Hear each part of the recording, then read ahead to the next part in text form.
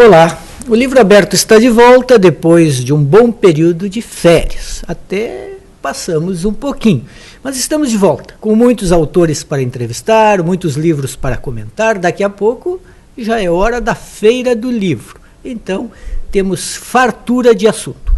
E vamos começar hoje com um livro que está chamando a atenção do jornalista, editor de cultura da Zero Hora, Luiz Antônio Araújo, um livro chamado Bin Ladenistão, um repórter brasileiro na região mais perigosa do mundo. Livro publicado pela editora Iluminuras e que conta a cobertura feita pelo Araújo do que foi o rescaldo logo depois do atentado às Torres Gêmeas nos Estados Unidos. Antes de começar a conversar com o Luiz Antônio Araújo, vamos ver o que temos aí para ilustrar a nossa entrevista. Bin Ladenistão, de Luiz Antônio Araújo, vai além da experiência de um repórter em um território de conflito. A obra reúne a análise desenvolvida pelo autor, que percorreu o Paquistão até a fronteira com o Afeganistão durante 29 dias. Ele mostra que após o 11 de setembro, a guerra ao terror não consolida aspectos unilaterais na história contemporânea.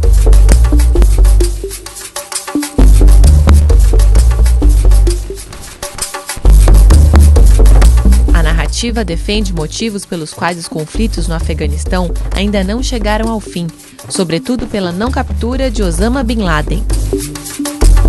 Caminhando com o jornalista, o leitor tem a oportunidade de acompanhar as diferentes visões de homens, mulheres e crianças estagnados diante das forças norte-americanas e talibanesas. Luiz Antônio Araújo, muito obrigado por estar aqui no Livro Aberto. Obrigado a vocês. A primeira pergunta é a seguinte: sempre que eu leio um livro de correspondente de guerra, eu fico pensando assim, esse negócio não dá medo?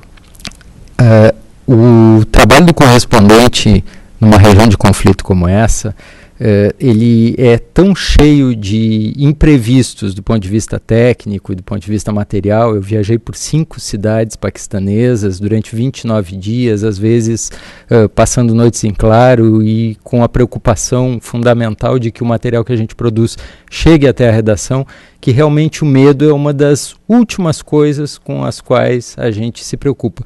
Mas eu tive medo em algumas ocasiões quando me defrontei com realidades que eu nunca tinha visto. Por exemplo, quando eu cheguei a Islamabad, uma das primeiras coisas que eu vi foi um compartimento no aeroporto, dentro do aeroporto de Islamabad, destinado a abrigar bombas para que fossem detonadas sem oferecer risco para a instalação toda do aeroporto. Então essas são situações que surpreendem a gente, fazem a gente pensar às vezes, o que eu estou fazendo aqui? Porque logo no início do teu livro, tu narras a tua viagem, tu foste a Frankfurt, compraste lá uma câmera digital, sim, e sim, depois na época tu foste para Manchester, Isto. E de lá tu embarcaste então para o Paquistão. Isso. E tu dizes que ali tu começaste a sentir realmente a diferença quando tu entraste num avião onde ninguém falava nada que tu entendesse. Eles não estavam falando em inglês. Então era realmente ali tu sentiste as roupas típicas, as pessoas com outro biotipo e cheiro de quê? Carneiro. Cheiro de carne frita. De carne frita. Mas tem uma hora em que tu diz assim que tu entraste num pub e tu pediste uma cerveja, uma Guinness, e que tu ficaste ali um pouco. Eu fiquei pensando assim, puxa, que tranquilidade, que troço fantástico. Eu não ia me sentir tranquilo assim, a ponto de sentar no lugar, dá uma cerveja, eu estou indo para cobrir uma guerra.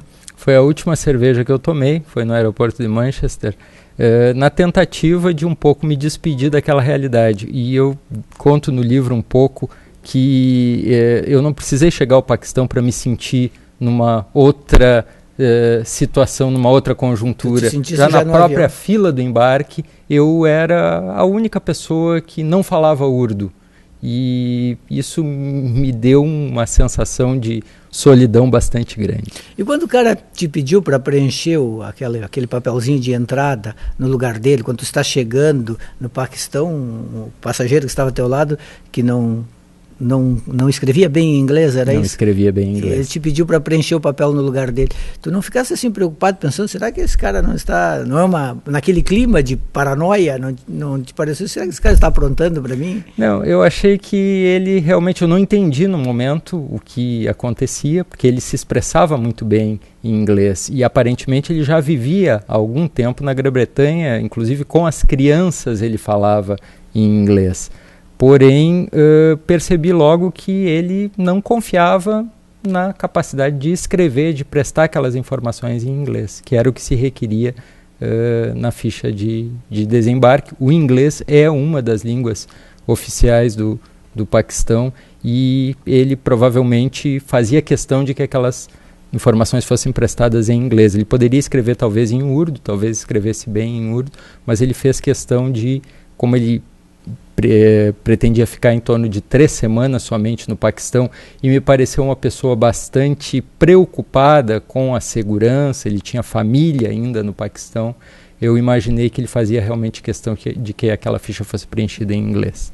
O teu livro é um livro bastante contextualizado, tu mostra um pouco do que é a cultura islâmica, por assim dizer, e também como se desenvolveu toda essa coisa da Guerra Santa e finalmente como isso chegou aos atentados. É muito interessante, principalmente a parte quando tu fala das madraças, né, essas escolas religiosas, e como elas foram se transformando, né, como elas deixaram de ser mais amplas e passaram a ser realmente escolas de doutrinação. Tu visitaste essas escolas? Eu visitei uma madraça em Islamabad. É importante notar que no Paquistão, provavelmente as madraças, assim como na Arábia Saudita, elas poucas vezes cumpriram esse papel mais de iluminação, de esclarecimento, que está ligado muito aos primórdios do Islã, ao período em que o Islã vivia a sua Idade de Ouro e a Europa, por exemplo, vivia em pleno período medieval.